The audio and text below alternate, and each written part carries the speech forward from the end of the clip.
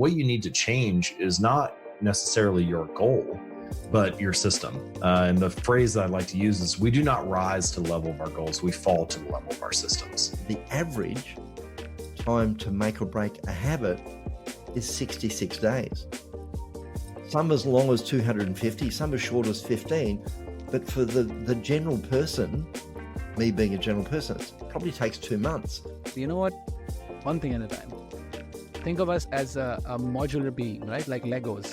So we build ourselves with everything. You cannot make a Lego without building two things together. And that's how I try to go towards habit formation.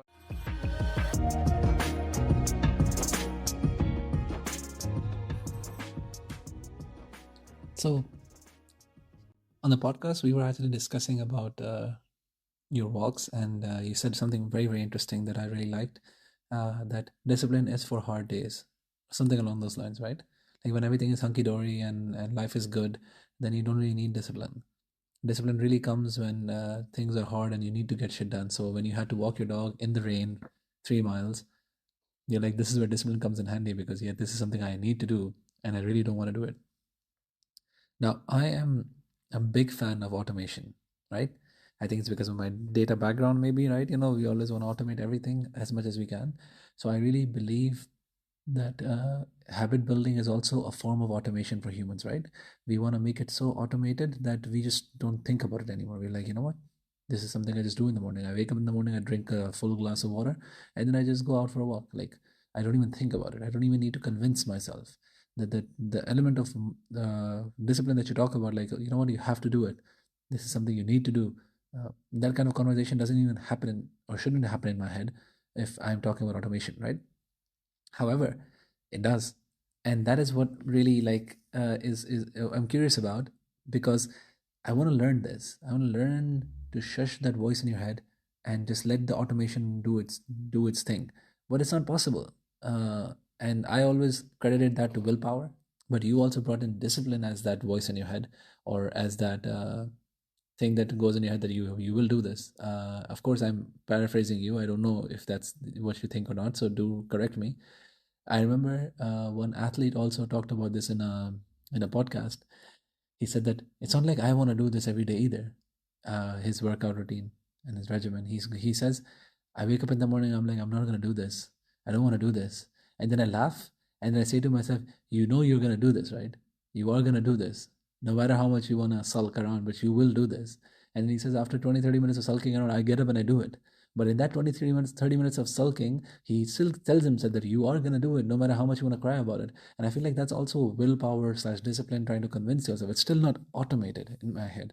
And when it's not automated, when you have this subjective experience in the middle, right? Like, oh, you will do it or you don't want to do it. My mind and my body always chooses the former, that I don't want to do it. It doesn't go for the latter, that I should do it. It's more like, oh, come on. Like, I wake up in the morning and I bought an electric heater because my house is ridiculously cold. And of course, it doesn't make sense for me to heat up my whole house in the night just so I can get up in the morning, right? It's just wasteful. And on top of that, my room particularly is very cold because it has very bad insulation. So even if, and my thermostat is in the living room. So even if I turn my heater on in the living room and it's very toasty, in my room, it's not going to be as toasty. So I was thinking it's a waste of money and energy. So I closed it in the night and I bought an electric heater for my room, which I scheduled to start running at 6 in the morning till 7 in the morning, so that the room is toasty, that I get up. And that really helped me get up in the morning, because again, automation. I did not want to fight myself in the morning that, oh, it's cold, I don't want to get out of the blanket. I was like, you know what, it's warm, you're sweating, just get up. And I just get up. And I used to have this wonderful routine in the morning, which is now completely gone after my daughter came in my life. Well, in the first 3 months, it was still there when she was so tiny. But after that, when she started waking up throughout the night a little bit, then the routine became a bit more messed up. And now I want to bring it back. But again, my mind just stops me. It feels like automation to me, to be honest, because I really I'm like, yeah, I know what I need to do. I want to get up. I want to stretch. I want to meditate. I want to read a book. And I want to go for a walk. It's like these 4 things are like literally the second nature to me. But just to get started with the first thing, I just have this whole debate in my head that, if I can, will I be able to finish everything? If I not, then what's the point? And I don't justify it to myself. And that is the background of the story, why I'm asking you these questions and why I'm telling you all of this is I want to know a little bit more about how you handle your discipline, and if this is like a muscle that you train, like your willpower in my head, then how can you train it? And are there any tips that you can offer? Something that you think I can learn? Because I do want to do a whole bunch of things, but my God, it is so difficult, especially with a little kid. I think the willpower is like the amount of fucks you can give in a day, right? You start with like full, and by the end of the day, it's at zero, right? Because you're done with life, you're done with the day. You're like, you know what, I'm exhausted. So I feel like willpower is the same, right? You start with like a whole bunch of willpower, and then it slowly goes down. But if you're waking up throughout the night and like your little kid exhausts you throughout the night, you don't wake up with like a full bar of willpower that you can start your day really fresh. It's like half, or it's like 60%. And then you're like, if I do this now and I deplete it here, then I still have work that I need to do for 8 hours. I still have to cook and dinner in the night and all of that stuff. And then that takes priority. And it shouldn't in my head, right? It shouldn't. But it's very difficult to convince myself. So I want to hear your thoughts. I want to hear your musings about discipline, and I want to hear what you think about what I said. And let me know if there are any questions. Wow. Okay. That's a lot, man. That's a lot. I listened to this message probably 20 times trying to decide how to answer this. I could talk about this for 12 hours. I'm pretty sure that Facebook Messenger here won't let me send a voice message that long. So, you know, a lot of what you said has so many cross sections with, you know, multidimensional aspects of, you know, self-discipline and habits and productivity and self-improvement. And man, this is stuff that I love thinking about, and I love to experiment with, and frankly, I've had a lot of success with, in some ways that a lot of people, you know, that I come across haven't had the same kind of success. And I'm sure that part of that is sort of like my unique brain chemistry, and some of it is like experience that has culminated in this. So it's not like I'm saying like I'm really great at this and everybody else sucks. But you know, to whatever end I have something to offer, I so desperately want to offer it. So you said in there that you kind of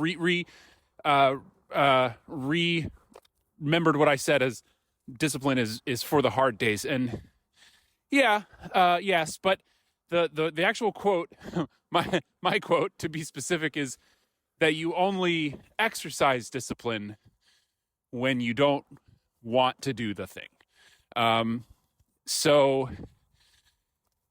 is discipline for the hard days? Well, I mean, I guess it depends on how you define what a hard day is.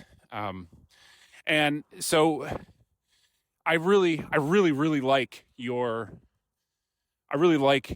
thought about, you know, habits as kind of like a form of human automation. And I really like that framework, because that is what it feels like. And I would say that discipline is the way that a habit is installed. So it's the installation method for the automation. And I think that if we use that analogy, you know, the automation analogy, we can come up with a lot of interesting ways to think about this topic.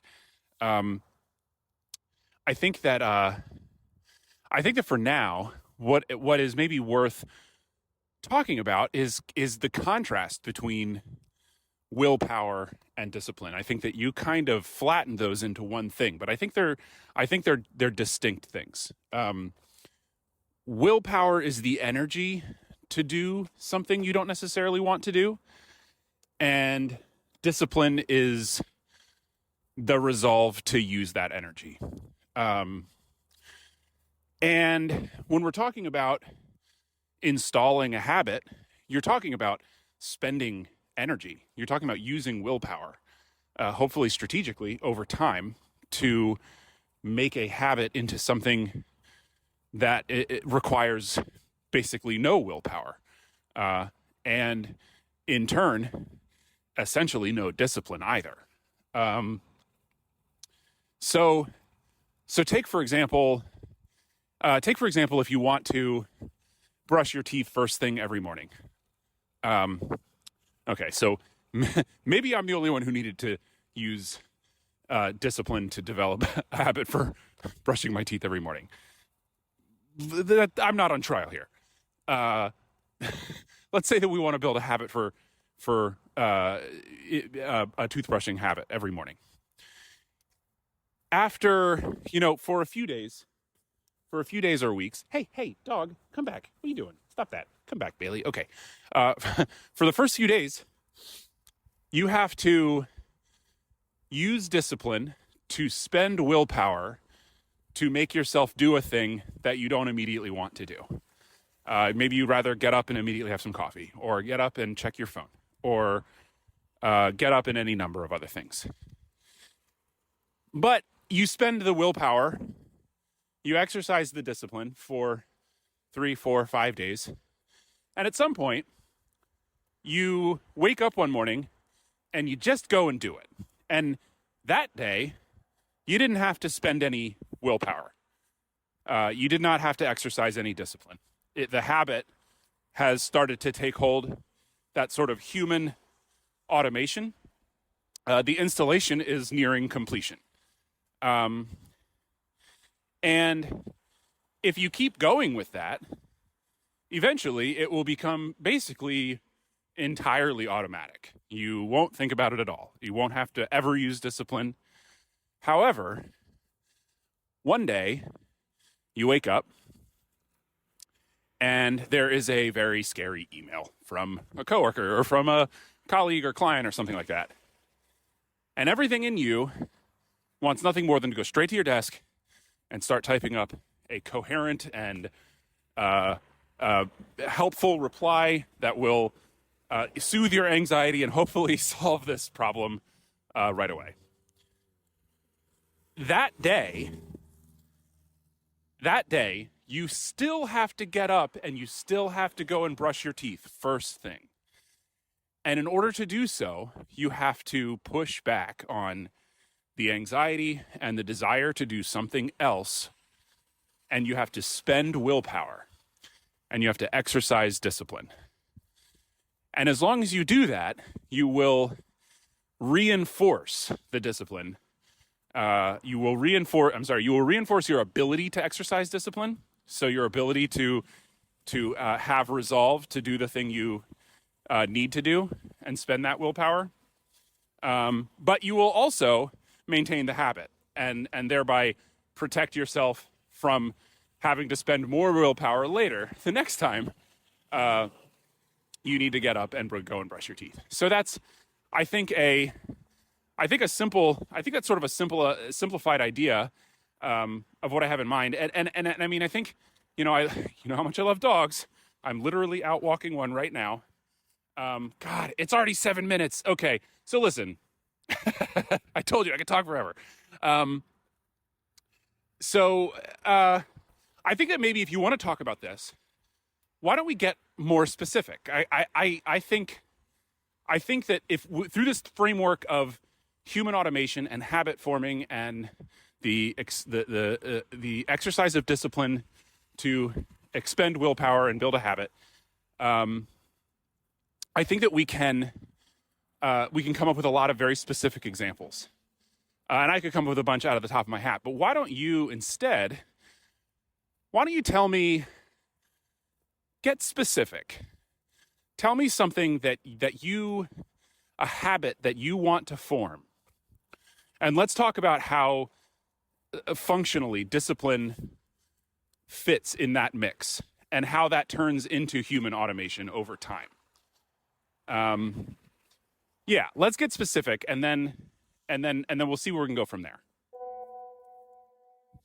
You know what I really, really loved about your voice note was the fact that you distinguished the difference between willpower and discipline, while I kept it the same.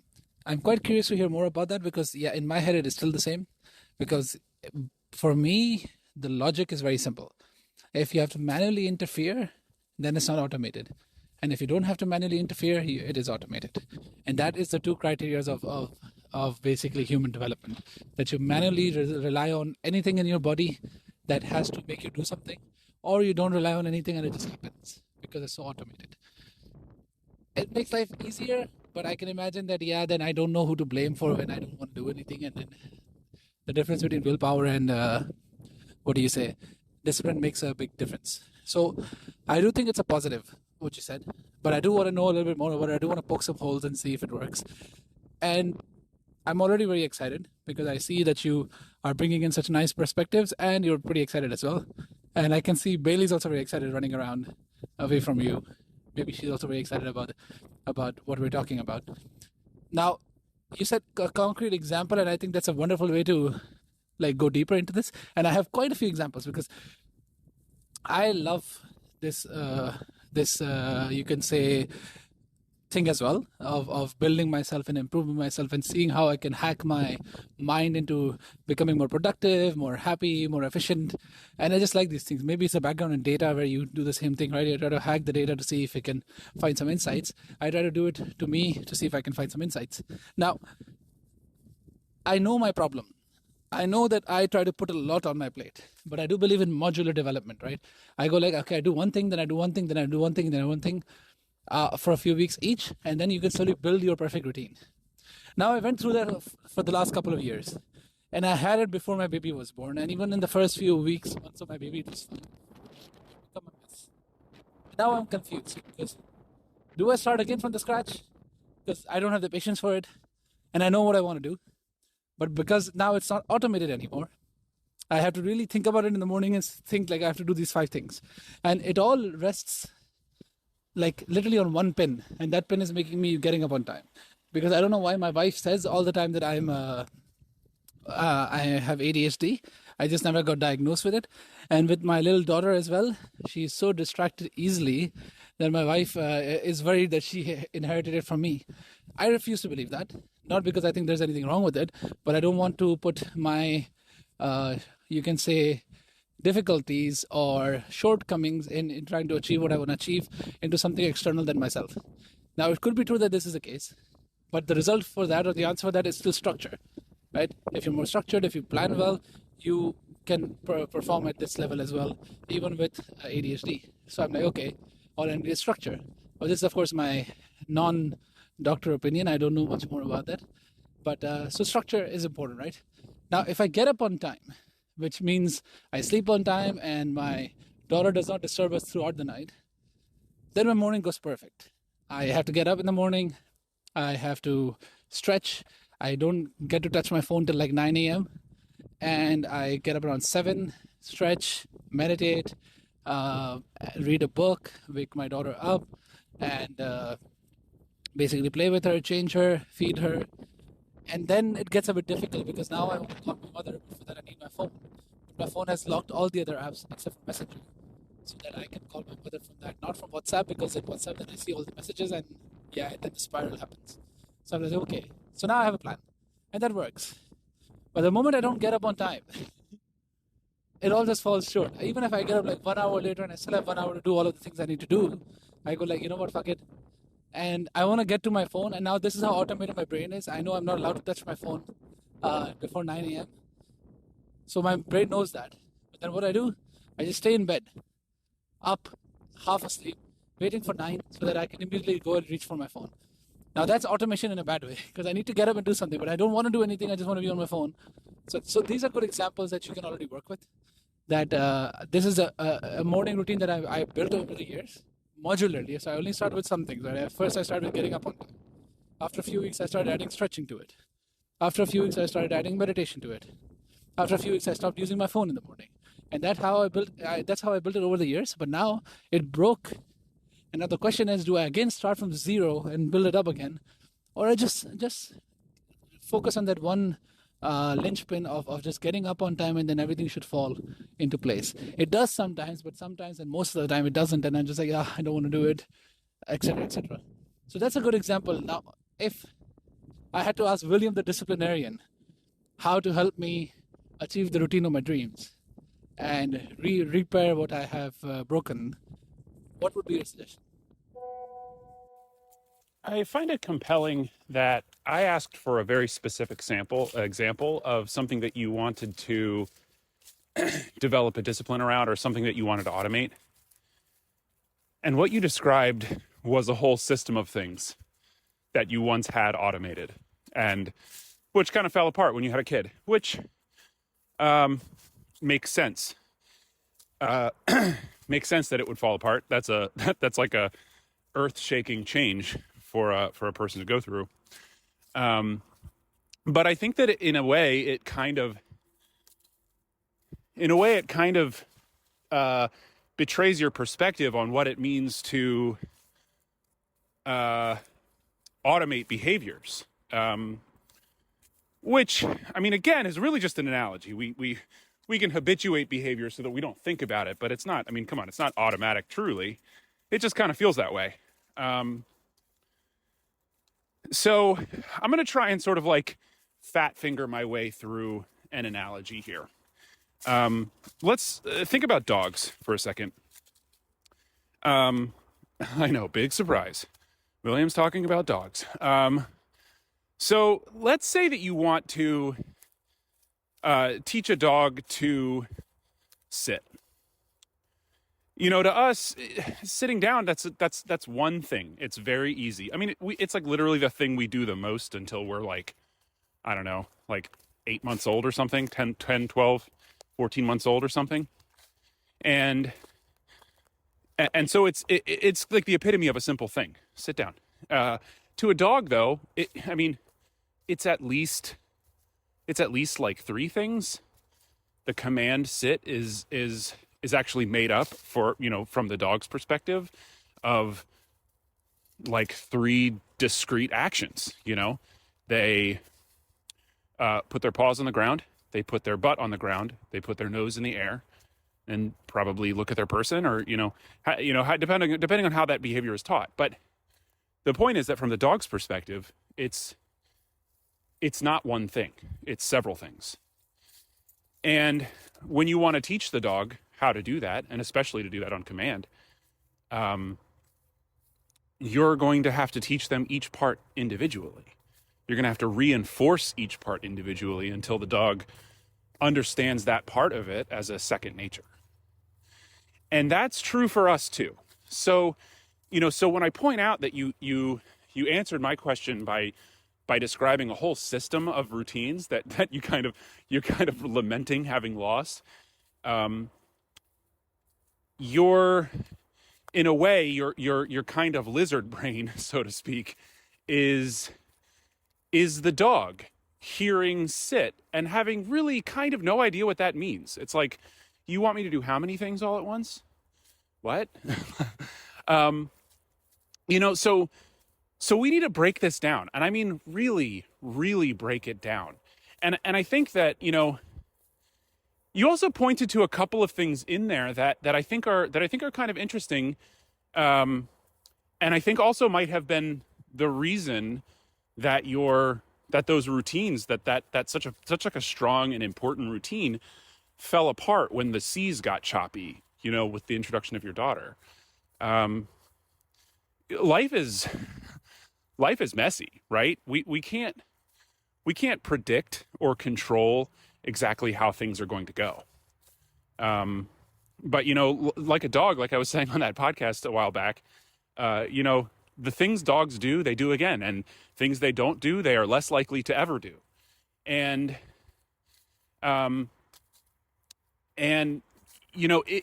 we think about that, and we think about how we can't control the circumstances of life every day, like you said, everything can be fine if your daughter doesn't keep you up at night. But if your daughter does keep you up at night, how do you maintain automatic behaviors that depend on your daughter not waking you up at night?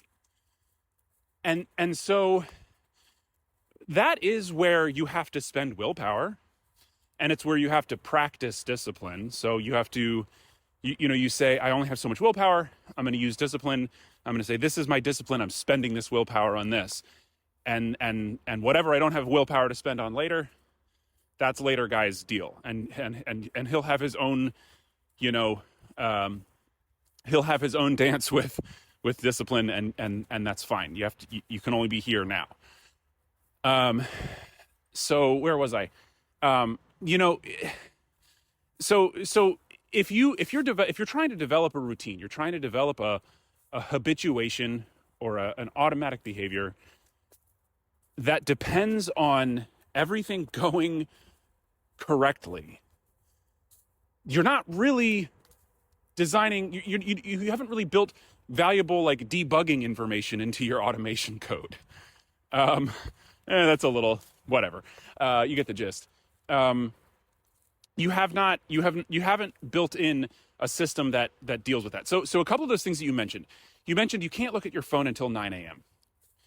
And I think that's interesting because that's like a what's the right way to say this?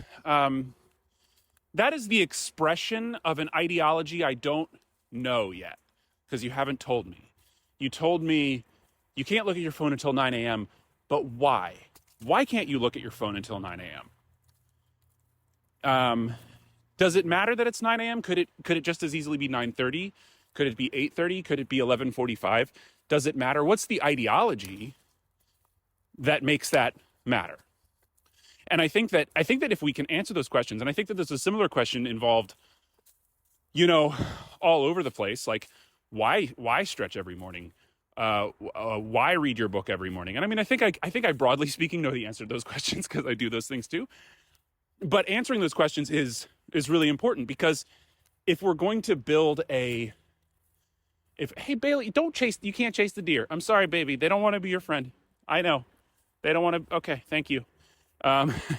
If you want to build automatic behaviors that are resilient, you have to understand the ideology, because you have to understand what is the smallest seed of this behavior that I can express without triggering a resistance response. Like something is happening when you wake up in the morning that, you're tired, you don't want to get out of bed, you don't want to do anything, and something is happening. There is a resistance to something happening that is causing you to stay where you are. So we need to figure out what that resistance is, and we need to figure out how to make the condition so small that it doesn't trigger that response. Maybe that means in the morning, you don't have to get up and read and you don't have to get up and read and stretch and do all the stuff. Maybe all you have to do is turn the lights on. Or maybe all you have to do is get out from under the covers. And then from there, you can stay there until your daughter starts crying or the house burns down or something like that. Obviously, that's not what's going to happen, but the point is the resistance, there's a resistance to something, and you have to get past that resistance in order to get, momentum to flow. So you have to figure out, what is the ideology? What is like the core ideology that you're going after when you say like no phone before 9 a.m.? And that way we can figure out what is the smallest seed? What is the smallest seed of a behavior that you're trying, that we can tap into, that you're ultimately trying to express through this no phone before 9 a.m. thing? So why don't you think about that? What is that ideology? Okay. And I mean, I don't need you to sell me on it. My guess is that we probably share the ideology.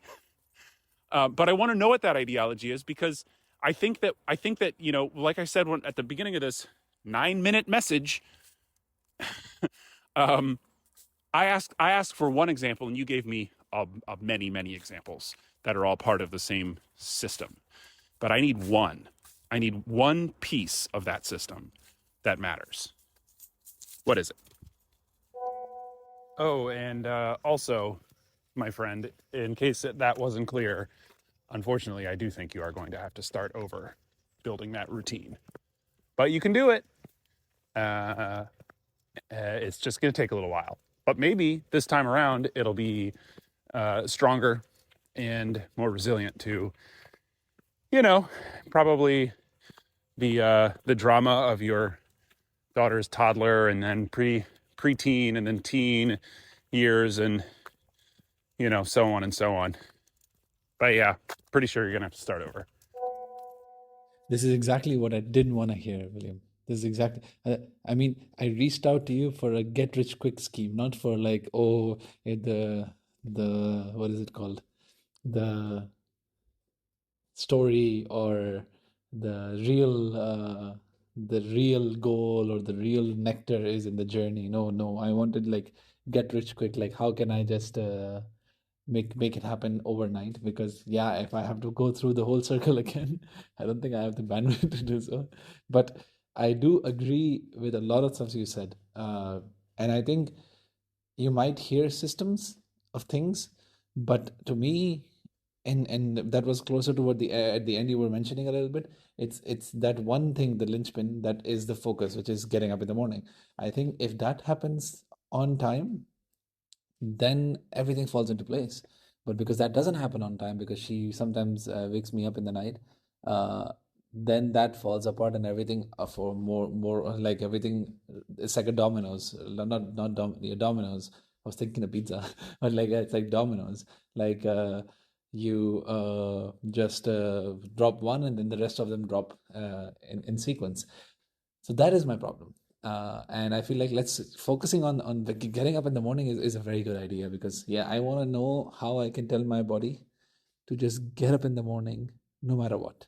If I sleep 3 hours because the little one woke me up, if I sleep 6 hours, if I sleep 8 hours, whatever happens, when the alarm goes off, when my when the sun is up or whatever have you, my body just needs to go like, time to get up.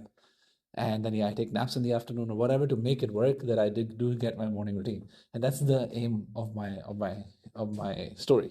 So let's see if you can help me debug my routine in that way, that I can bulletproof it, because I completely agree with you. If I'm relying my automated systems on something that is external to me, like my daughter waking me up in the night, then I'm setting myself up for failure, because yeah, life will always happen. Life must happen, or else it'll be very boring. So shit will hit the fan. But the point is that you still need to do your things even if shit hits the fan. And I like to always make this analogy with work, right? You can go through a lot of shit in life, but you still have to work so you can earn money, so you can sustain your life, pay rent, eat food. Life doesn't stop. Like, it's not like something happens to you and then suddenly you have to think about like, no, I'm not going to work for a couple of months and I'll be fine. Unless you have built like a proper system where you're financially secure, you cannot do that. You still have to go to work. So I want to have the same mentality with these things, that no, I have to get up, I have to do these things. My livelihood depends on it in a way, right? And I want to make it that important because it is. And as I said, I think we share similarities. I think you must have this similar reasons of why you want to do this. But I feel like these things are what makes a person, right? Getting up on time, being one with oneself, being with oneself, spending time to physically start the body for the day, physically, mentally start the body for the day, spiritually start the body for the day. And the reason I don't go for technology in the morning or phones in the morning is because it tries to suck you away from being you. And yes, you have the whole day to be sucked away, so it's fine. As long as in the morning I get a couple of hours to myself without any distractions, just me and myself, my being, my daughter. I'm fine with my daughter being there with me in the morning, as long as I still get to do stuff. When she was young and not this hyper, I used to stretch with her on me. I used to meditate with her sitting in my lap, and we both would be meditating together. Of course, I'd be meditating with my eyes closed and everything, and she'd just be chilling there, looking around, enjoying me rocking back and forth. So it's yeah, it's a thing. So this is the reason, right? I believe, and I read this, I heard this somewhere as well. Great musicians don't just come into a show, into a concert, and just start playing. They tune their instruments first. That's what makes them great. The practice of tuning, the practice of getting ready, the practice of having a mantra in place, right? Athletes do this as well. You're doing every time you're practicing, but right before your big show, you take your time and you tune your instruments. You check your body. As a lot of great athletes, what they do is they manifest before the morning, right? They virtually go through the whole track that they're going to run, or a thing that they're going to do, like, okay, I'm going to do this, I'm going to do that. They plan ahead. And I feel like we don't do that because we don't consider ourselves athletes or something. So we need to do that. We need to get up in the morning and take some time to tune our instruments so we're ready for the day. And that's the reason I feel like this is very, very important. And I feel like your analogies of training a dog and everything is really on point, and I am with you. But my focus needs to be now, and our focus needs to be now. How can you get me? You can help me get up in the morning, because apparently that seed needs to be sown, and let's see how we can get that seed sown, because I feel like that's the only thing I need. The rest of it is so automated that I naturally know that once I put the mat down and I stretch, the next thing is for me to just reach for my phone, reach for my watch, set a timer for 10 minutes, and then start meditating. And then after that, I know that I'm just going to go reach for my tablet and I'm going to read a book. That's very automated. It's just the first step is where I fail. And I don't want to make it dependent on stuff. So let's see what you have, because I don't want to start all over again. I love this voice note, to be honest. There's a lot of it in there that I want to, a lot of it. Oh my God. My wife is actually complaining to me that I'm getting quite a thick Indian accent. And slowly, I'm realizing that the words that end with T are becoming a little bit more difficult for me to pronounce. Like instead of saying what is happening, I sometimes say what's happening, what is happening. And that sounds very Indian.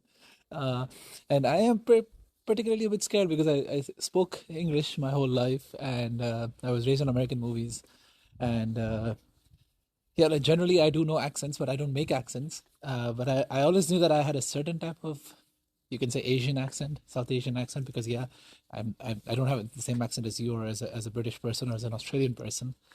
But I always thought it was neutral-ish, but apparently not, and it's getting worse by that standard. So, segue, but going back to the same topic, I think there was quite a few things that I really enjoyed. And of course, a few things I do disagree with, and I'll give you my reasons. But first, I would love to hear the practical advices. I think that's a good way to start. And the first question already that you have is, what time do you wake up? Does it matter? I think it does matter, because life will begin whether I want it or not, right? So my work starts at 9. So then I have to be on the computer. And even if I don't have many meetings or a lot of work, I still need to go online for my first meeting. And once that laptop is open and the overstimulation begins of all the information that is going to come towards me with my mailbox, with my this whole project, Bustle project, and all the social media handles that open up because I want to see the progress, and new project search and whatever have you, and of course job on the side.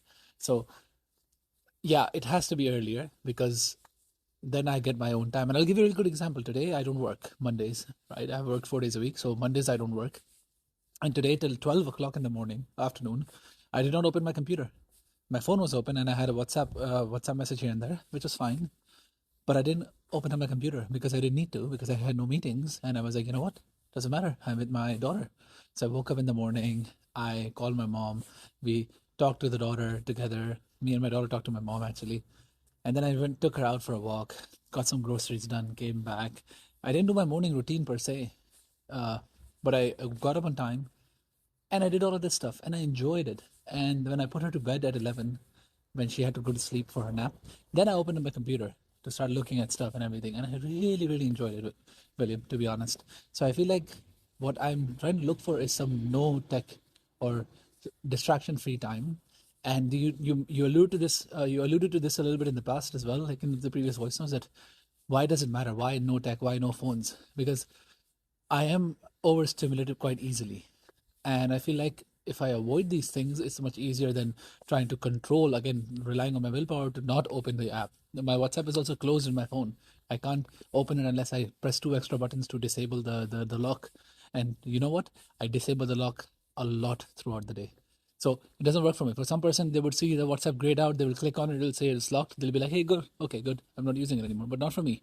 What helped for me was when I deleted my mailbox app, my Outlook app from my phone.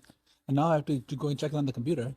Suddenly, I spend the whole day outside without checking my emails. I'm like, shit, I did not expect that. Although from the browser, I can still check it. And my brain knows that. And sometimes I do if it's something urgent. But it's not the same as an app. And it has much more of a bad user experience that I want to go through that effort. So I'm like, you know what? Easy. I just do it on the computer. My mind automated the system that now checking emails equals computer. I can do it on the phone, but I go like, no, computer. WhatsApp, I do still use on the phone during open hours. And then the close hours, I cannot use it anywhere. I still use it on the computer sometimes, but I didn't make the relation in my head. So because of that, I sometimes disable the lock and just use it on my phone again because I'm like, I have to use it anyways. And that's the whole point that I'm trying to mention here.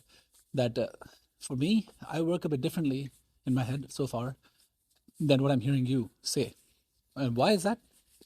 Because you are already coming from a place of a system that you've built and is reproducible, and you know how it works. And for your gardening example, I also love gardening, by the way, and I also failed miserably at it. I grew paprika and tomatoes, and I got like, after 6 months of gardening, I got like 2 tomatoes out of it. So it's amazing how much similarities we have with our aspirations and our things that we like to do. But the gardening example, I like the fact you said you go by the thumb, and you know the system that you're working with, and you're trying to implement it here as well. I don't agree with that system because I feel like you do reproduce mainstream to start things first. Like, for example, I'll use an example of a recipe. You go for the recipe first, you use it to the T, copy it to the T, and learn how to do it. Because you're right, it's not just information. When you're doing it, you don't know how much to stir, you don't know how much water is needed, you don't know when it's actually cooked or not because you're doing it for the first time. You will screw up. But keep using the recipe till you get a hang of it, and then you can start using your intuition next time to know that, okay, I know now how it works. I cooked Thai food last week, and I cook Thai food sometimes every now and then. And the first time I did, the noodles were undercooked because in the recipe, it doesn't tell me how it should look when it's undercooked or it's overcooked, right? I had to try 2-3 times and I realized, okay, now when it gets translucent like this and then it starts making this charring sound, then I know it's cooked. I'll take a bite and it's still like a bit chewy, then I know it's cooked. Like those kind of things come later to me rather than before. I don't mind going by the thumb or by the nose if it's something just for fun. But if you're building a habit, I would always say replicate the best, or not the best, like replicate an existing system first, and then see if you can make changes to it and work backwards instead of working forwards. And I think that's also different in mentality. I am that type of person. If you give me a blank canvas and be like, draw something or do something, I won't be able to. But if you give me a canvas and be like, can you deconstruct it or can you make something from this, I will be able to make it much, much easily. So I like established things in which I can add my twist to it. So that's one element of it, right? So I get your point of view that start small and make it actionable, and I'm willing to listen to it. If you have practical advice that you think would help me achieve my goal, I am all ears for it. But I feel like this is just the way I work. And when I hear you say stuff, how you are talking about they tune their instruments because they're great rather than they're great because they tune their instruments, you're again talking about the same thing, that muscle that you want to build, that discipline that you want to build. Everything that you need, the desire needs to come from within. So it needs to be a bottom-up approach.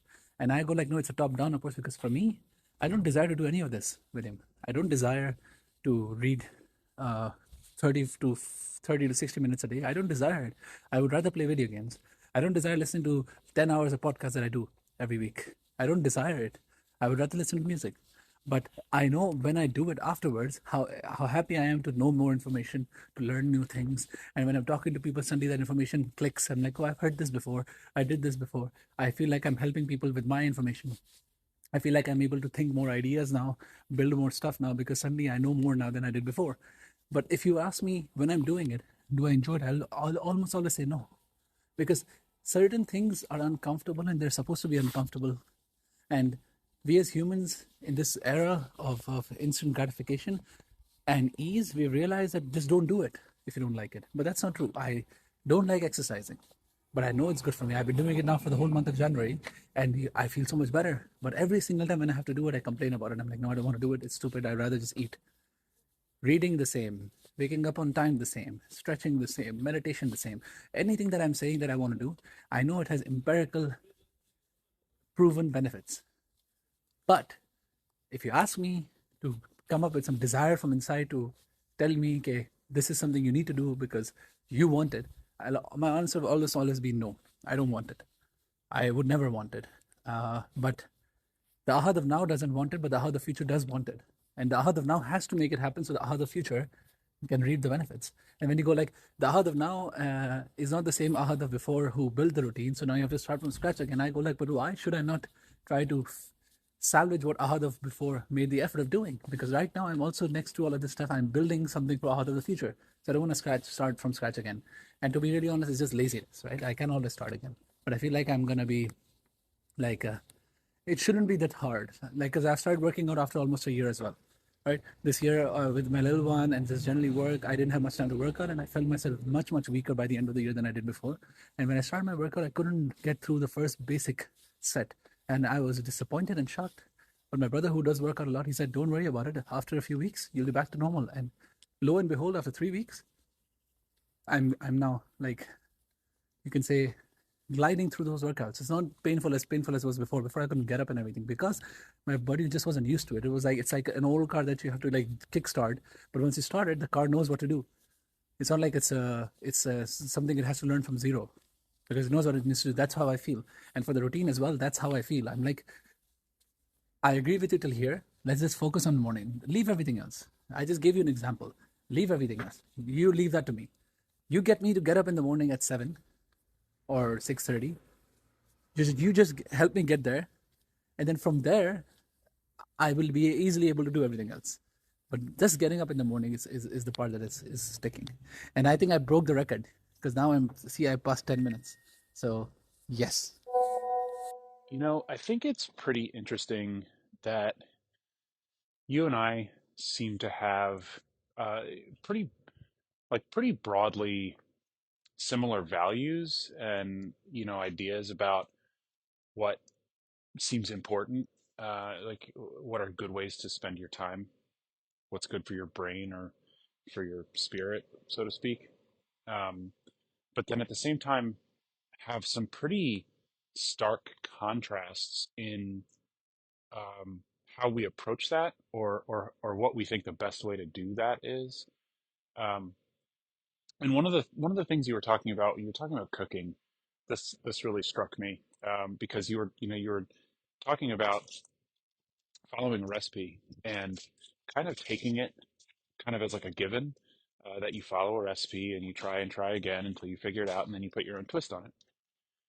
And that's like that that is, I think, the conventional view of how to cook, how to learn to cook, but it is basically exactly the opposite of how I do cooking and kind of everything.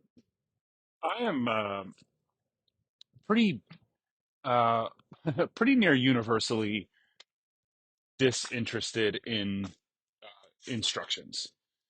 I don't really like to follow instructions. It's not that I want to do things wrong, or that I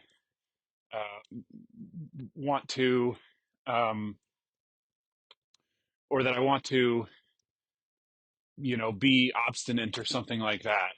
It's it's I think it probably comes from a desire to want to figure it out. Like I get satisfaction from figuring out how something works, how to do something.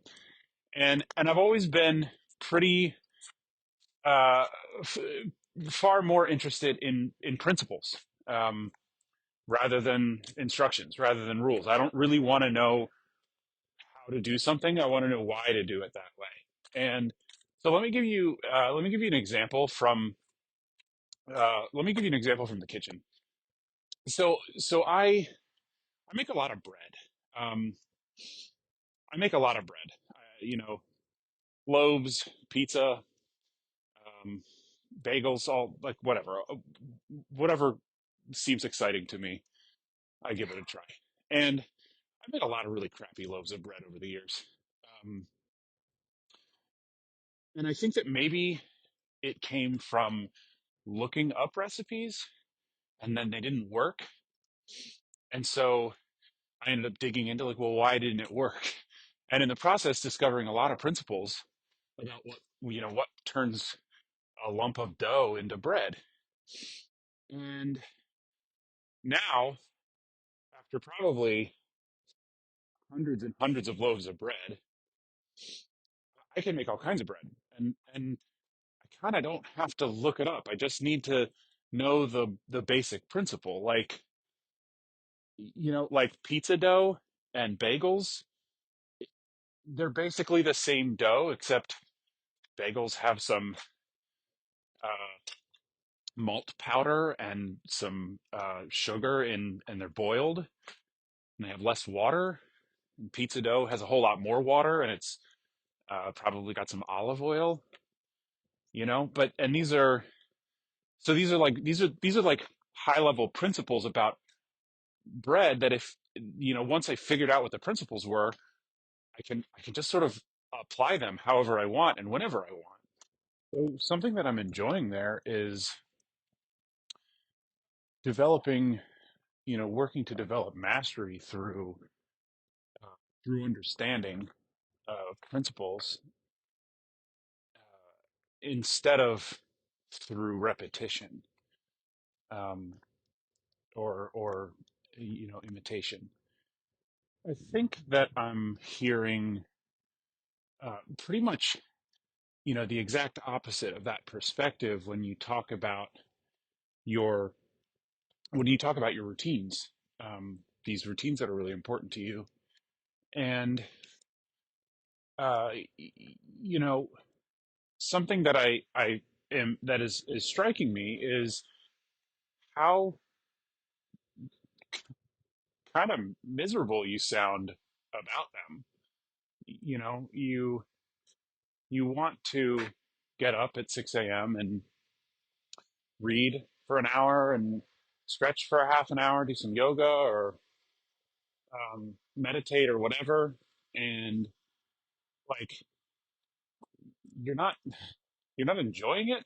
Like you don't want to do it, um, and it sort of strikes me that uh, that maybe you're not all that interested in the principle behind you know why you would do those things, why those things ought to be, maybe not ought to be, but why make those things a priority for you, Um, and I mean, I know that you can pull up studies that talk about how it's useful for the brain to read and how it makes you smarter, or how yoga is good for your heart rate or whatever. And all of those things are true.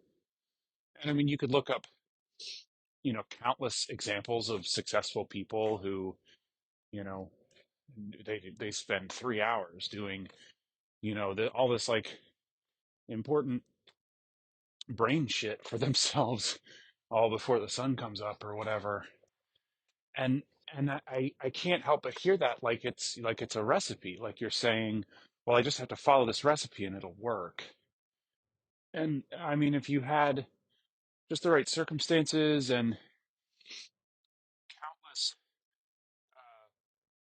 wells of willpower to draw from, to grit your teeth and get through those things,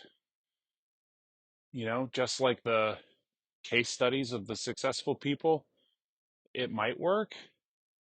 But like, what does work mean? I mean, this isn't this isn't like college where you just grit your teeth and you do the papers and you take the tests and you get the piece of paper and you breathe a sigh of relief because you're done. Um, and then, and just like appreciate that you're never going to have to do it again. It's life. It's it's life every day, and you're not gonna arrive. You're not gonna get to a point where you say, okay, I've done all the things, and now I'm here, and it's a good thing I did all those things. You know, you have to enjoy the doing of those things. If you're going to sit and read for an hour, if you're going to spend willpower and energy that you could be spending enjoying this incredibly brief life with your wife and daughter, it, you oughta at least be enjoying it. So when I tell you that I think you need to start over, I'm not telling you start over drawing from those wells of willpower so that you can find the energy and the motivation to grit your teeth some more. I think that I'm actually telling you to start over and do something new. And the ends might be the same because they're good ends, but but the process that I want to tell you to go through, the way that I want you to use discipline and to spend willpower is not to get you out of bed so that you can force your way through stuff that you don't want to do. It's that you can build an actual love for the doing of those things based on higher level principles about why it's worth doing those things. So here's some practical advice. Uh, resistance is the problem. It's resistance that we have to use willpower to push through. And you're resistant to almost all of the stuff that you want to do. And I mean, you're telling me that if you can just get up on time, then it'll all happen automatically. And maybe, and maybe, but you're going to have to get up on time. And that's going to take a tremendous amount of willpower because from that position in bed, you don't want to do any of the stuff. And so you've got resistance to everything. It's too big. It's too much resistance. And it's not going to be sustainable. I can't get you out of bed. I can't get you out of bed because you have too much resistance. You have to bring that resistance down pretty close to zero. Um, so here's the practical advice. You're going to hate it. Uh, you take the stuff that you do every morning, list it out, whatever it is, read a book, do some yoga, meditate, and just commit to doing those things. In fact, don't just commit, give yourself like a total expectation of those things that you won't do any of them for more than 1 minute. So when you wake up, tell yourself it's 6 a.m. Get out of bed, do 1 minute of meditation, 1 minute of yoga, and 1 minute of reading. And then when you're done, spend the rest of that time doing whatever the fuck you want. Whatever you actually want to do, however junk food it is. Play video games for 2.5 hours. Go back to bed. Um, you know, whatever you choose is fine. Just so long as you do that 1 minute. Because the goal here is for you to wake up, for you to open your eyes in the morning, and for there not to be any resistance. The thing on the other side of the bed is not something you're resisting at all. In fact, maybe it's outright lifestyle junk food. That's fine. Maybe even better. But the point that what we want to do is we want to get you out of bed, and we want you to express just the tiniest shadow of the ideal thing you want to be doing with your time. The thing that you currently don't actually want to do, is good, and you want to do it, but you don't want to actually do it. You just need to do just a hint of that thing with extreme discipline, and use all of your willpower to make sure that happens in the tiniest way, and fill the rest of that time with whatever you want. Okay, so I know you're probably rolling your eyes, and you probably think this is full of shit. Uh, but can you do it? Can you give that a try for like a year? Sorry for the delay in the response. It actually took me a while to actually get to the laptop. dedicated because I don't use Facebook or Messenger on the laptop, so it's not like an impulse. So I had to really like sit down to do it because it was just easier that way. And there was a lot there that I really enjoyed, and but there's also a lot there that I would like to challenge a little bit. But I am very mindful of the fact that this is the last voice note of this session. I do not want it to keep going because we decided that okay, we can make it as long as we want, but I think we also need to make it digestible. So I do not know how much I can challenge. I will take your practical advice, and I can try it out. But I lost my will when you said a year. I cannot do that for a year because to me it's not progress enough. And I get it. You're completely right. It's about making the resistance low. So I'll give you my justification, but I do promise you that I will try this out, in the sense that whenever I get up, I'm gonna do it. That's the promise I can make. Instead of making a promise of doing it 1 minute every single time, I can make a promise of just getting up whenever I get up. If I don't wake up on time, that's not an excuse to do this. So I push my work back a little bit and I try to make time for this. And that is something I can try to do. And I can give you a reason why. So ironically, today when I listened to this voice note, and today I decided to reply to it, is the day I actually got up on time. Today is the day after quite a long while or time that I got up on time. I do get up on time every week, once a week, but that's because I have to go to another city to be at the location for my work. So then I can't do all of this stuff, even if I get up at 6 in the morning because I need to catch the train and get ready, all of that stuff. But today I had nothing planned, and I was up at 6:40, and life felt like a breeze and a dream. My daughter woke up screaming. Besides that part, life was a dream. Put her to bed again. Took 20 to 40 minutes being with her and then calming her down, and then she went to bed. And then 7:20, suddenly, I didn't feel like going back to bed. Partly because I was up now for 40 minutes, but partly also because I was very excited. I was like, okay, I'm in my benchmark. And then I did everything that I wanted to do.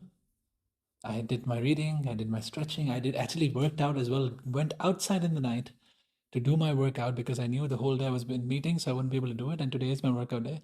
So I went out to work out. I did my stretching, I did my meditation, I did 5 minutes of nothing, lying down, just resting, and then read my book. And then my daughter woke up, played with her. So basically, William, if you would give me a picture of heaven in terms of personal development, like this is your ideal day, this is what today was that day, ideally. And this is what I mean by why I wanted. You are 100% right. 100% right. It would sound like I'm miserable when I'm trying to ask for it, because no, I don't want to do it because that's my, like there's a two system thing. Some people discuss in psychology.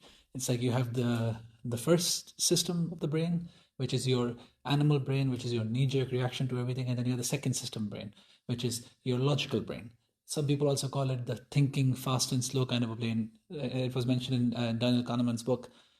So same concept. If you ask me my knee-jerk reaction, my emotional reactions, I don't want to do all of this stuff because I want to sleep, I want to eat, I want to care less about life. This is what evolution taught me to do, right? Because evolution did not expect me to be using my brain so much. It did not expect me to be trying to live long. It did not expect me to trying to live healthy, because all it cares about is me making babies and then me dying. And me surviving, of course, to make enough babies. So it wants me to eat as much as I can. It wants me to use as less energy as I can to survive, because you never know when that food will come. But my body does not realize, my evolution brain does not realize that kind of a brain does not work in this day and age, right? So I need to rely on my logical brain, which tells me that eating too much is a problem. You have to work out a little bit more. You have to get up on time to stretch a little bit, because you sit in meetings the whole day and your body's deteriorating over time. You need to take out time for meditation, because this attention economy is actually taking a toll on you, but you just don't know yet. So my second system is telling me to do these things, but my first system rejects them. They're like, no, I don't want to do this. And that is who I am. I will accept it. I will own it, that I don't want to do these things if you ask me in the morning, because I want to sleep in the morning. It's so cold. I'm so cozy. I'm warm in the bed. But that doesn't mean these aren't good for me. And you said it really, really well. There are studies after studies that can tell you these things, right? But they don't matter. They don't matter. If the resistance is too high. However, in my journey so far in my life, where I've realized justifications and excuses and everything, what I've realized is that what works for me is structure and discipline so far. I will not say forever, so far. And I've been really, really strict on my structure since this year started, because I promised myself this year that, you know what, no more excuses. You're going to build a structure. And it's working really well for me so far. Maybe I'll get burnt out in the next few months with such a rigid structure, but it works for me. And I'm slowly adding stuff to it. Getting up on time is my goal. I have you as my accountability partner. I also joined a group of my friends where I now post every day. Even if I don't get up on time, I post wake up time 8:30, goal 7:30, and I make a sad face. And then they all either send a love or send a react or tell me, you got this. Or some of them say, why do you need to wake up in the morning? But I tell me, you have to hold me accountable for this, because that's the whole point. And it's working. It's working really well. I realized for me, the biggest thing that changed in this year has been accountability. I was always relying on just myself, and now I have other people that I talk to and just tell me that I want to do this. And that just gives me somehow more motivation. And that's just how the brain works.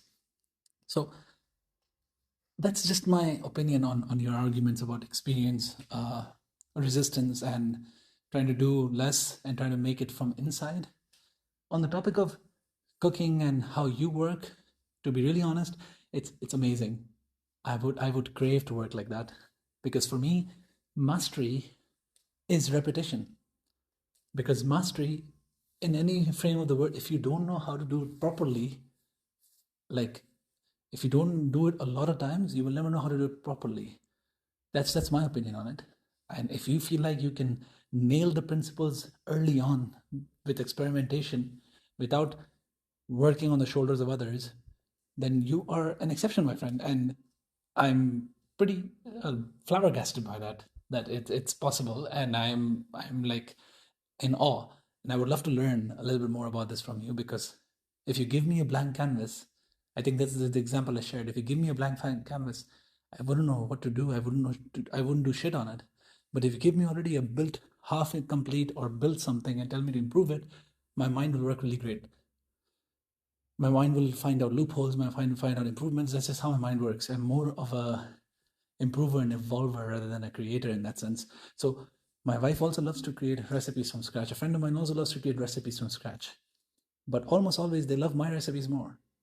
And my recipes aren't from scratch. I tell them this is something I just learned online. And you can make it too, but they can't.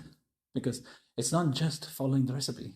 It's learning how to follow the recipe. If you're cooking a curry, it's not simple as just putting everything in and just letting it cook and then putting something else in and then it's done. No, you have to see if the gravy is at the right consistency, if it's thick enough, if it's thinner, how to make it thick, how to make it thin. All of that stuff is taught and learned over time.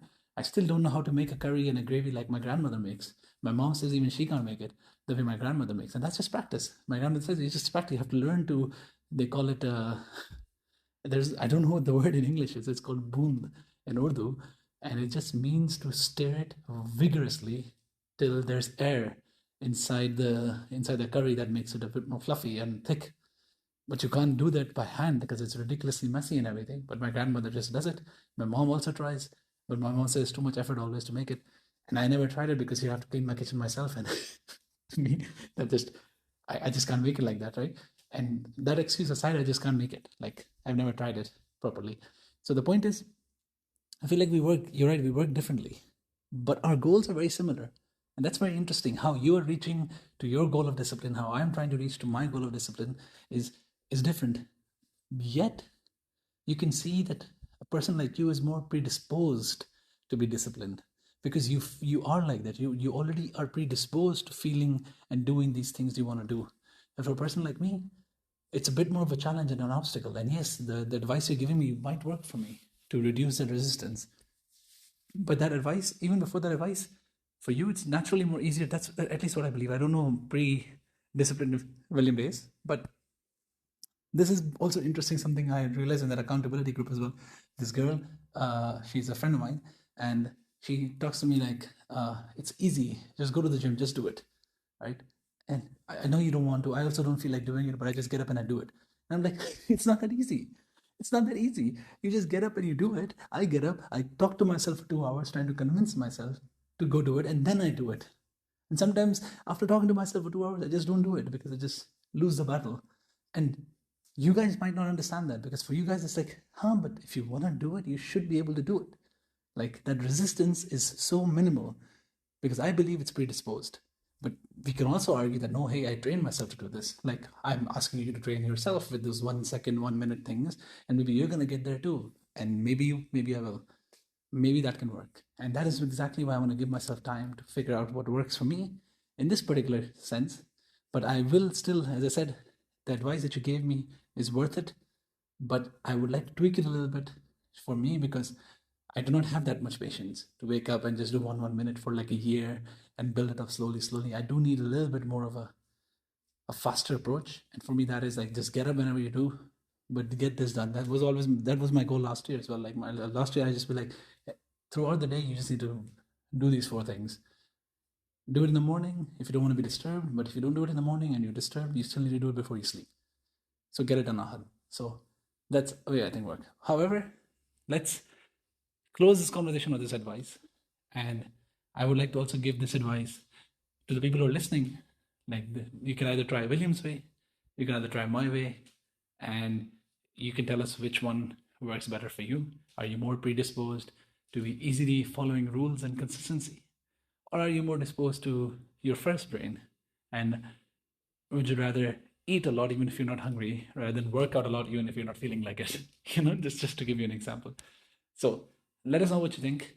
Let us know what you think about this framework as well. I am really interested to hear more about it, because I really enjoy it. And I think William also really enjoys it, because we both get some time to think rather than having to say stuff on the spot, which gives us more time and thought in the things we're saying.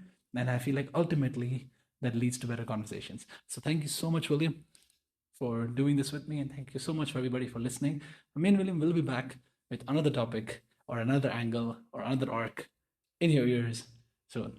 Thank you so much for listening. I'll talk to you next time. Yeah, this has been a really interesting way to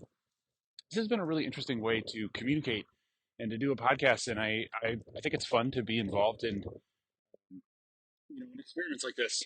And it was a good idea. I'm glad that we got to do it like this. Um, and I'm very interested to hear what the results are going to sound like.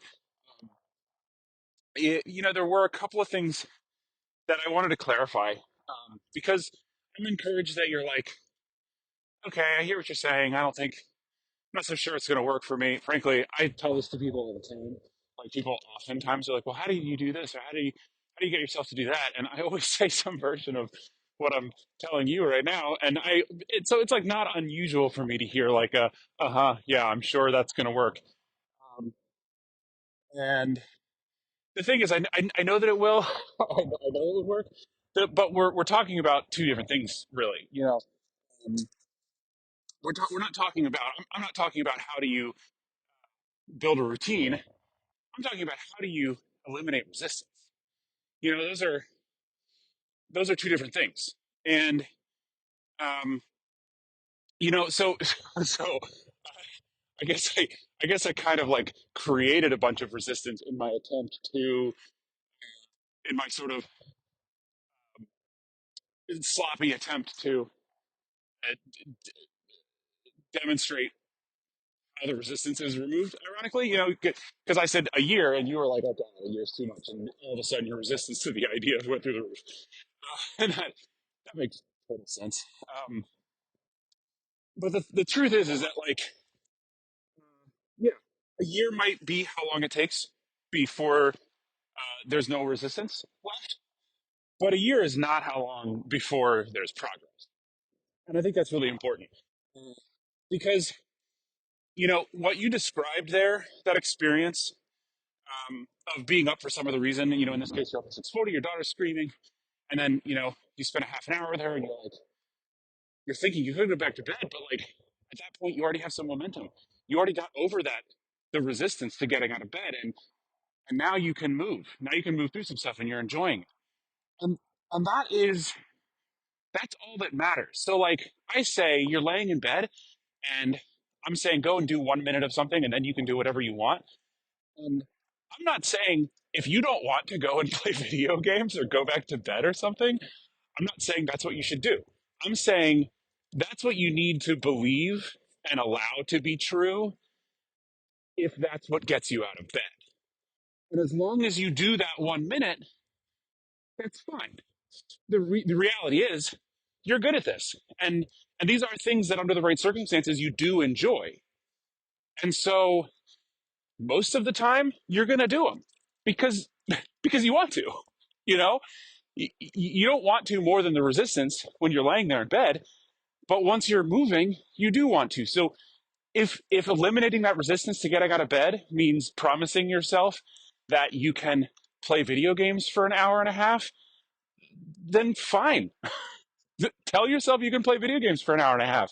And if, once you've done your 1 minute of reading and 1 minute of yoga or 1 minute of whatever, and if what you actually want to do is play video games, then sure, just play video games because you need to not lie to yourself. You need to like follow through. But I don't think that's going to happen very often. And the reality is, most of the time, all that matters is doing a little bit better, improving your average. So like if five out of if 5 out of 7 days you you get out of bed and you end up playing video games, but two out of those 7 days you get out of bed and you spend 2 hours meditating. Well, shit, man, you just spent 2 more hours meditating that week, 4 more hours meditating that week than you would have.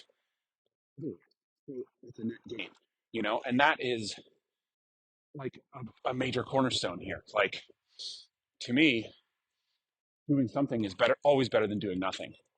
Um, and if that's what it takes to eliminate that resistance, it's worth it. It's absolutely worth it. And I liked what you said about needing that structure because I need it too. I would just encourage you to think about what that structure is differently.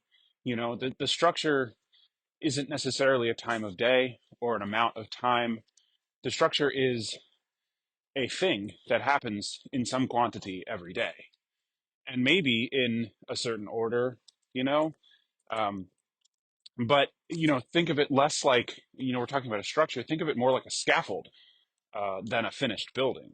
You know, because it's more important that you do some reading, that you do some meditating, that you do some yoga every day, than that you do those things perfectly and in the quantity that you need, or even necessarily at the ideal time. Because when it comes to training resistance out of yourself, you kind of need that bar for success to be really low, you know? And I think that this is a pretty important point because, you said you think I have a predisposition toward discipline, and I don't, man. I don't. Uh, if anything, if I have any kind of predisposition, it's to wanting to not like force myself to do things. I hate that. I hate that feeling. Um, and so, I wasn't. And in some ways, I'm still not the kind of person who can just define a thing that I want to do and make myself do it. In fact, I apply some version of this every time there's some new thing that I need to get done, or I need to make a part of my routine. I apply some version of this. And the first time I did it, it took me a year or more, but it was transferable. That skill was a transferable thing. And now it sometimes it just takes a few weeks, you know. And so I'll tell you, the exercise was the first place that I defined this.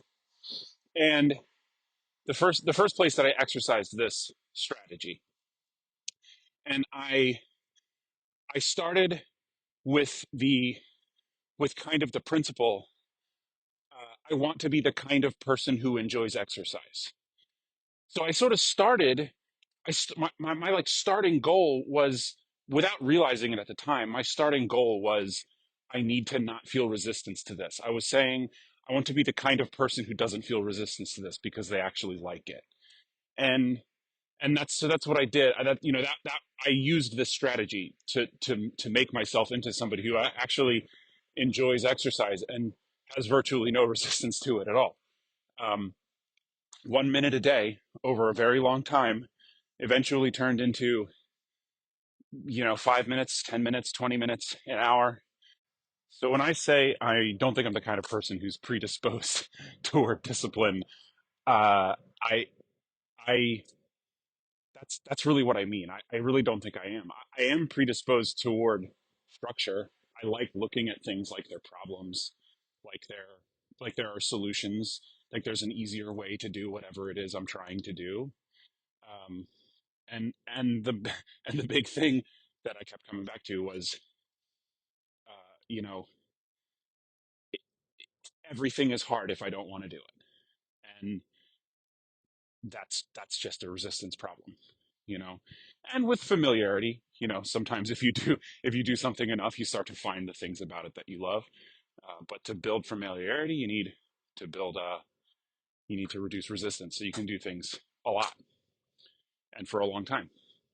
So anyway, that's pretty much all I wanted to clarify. And you're right. I think that you do need to find a way that this works for you. But I think that if you take nothing else away from it, it's to focus energy on resistance. Like really think about resistance as its own kind of like energy.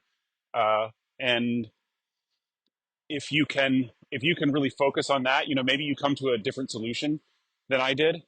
Um, I would be willing to bet based on almost nothing except for my own anecdotal personal experience that, that whatever you come up with will probably seem kind of like what I came up with. But, I don't know. I'm just kind of like I'm just a proud guy. I assume I'm right. Anyway, um, there was one other thing that I wanted to talk about, and I think really this is for another podcast. So let's lay a seed down real quick. Um, you said mastery is repetition, and I'm pretty sure I disagree. I think mastery is knowledge plus experience. It's often gained through repetition, but repetition without understanding is not mastery. I think for that you actually need failure. So the question is, how do you get failure? And so for me, I'm like, if I if I read too closely a recipe, I'm not gonna fail enough to really understand it. Anyway, um, yeah, I think that's for another podcast. Anyway, I think the word you're looking for, by the way, is whipped. I think you're looking for the word whipped, like to make whipped cream or something. Anyway, thanks for doing this with me. This was fun. Can't wait until next time. Can't wait to cringe my eyeballs out listening to it.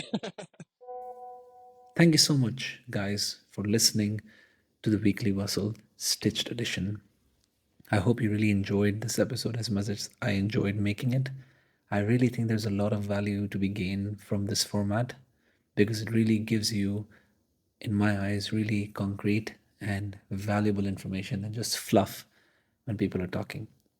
So I look forward to doing this more, and I look forward to having you here again next week for another edition of the Weekly Bustle. Thank you so much for listening, and have a good weekend.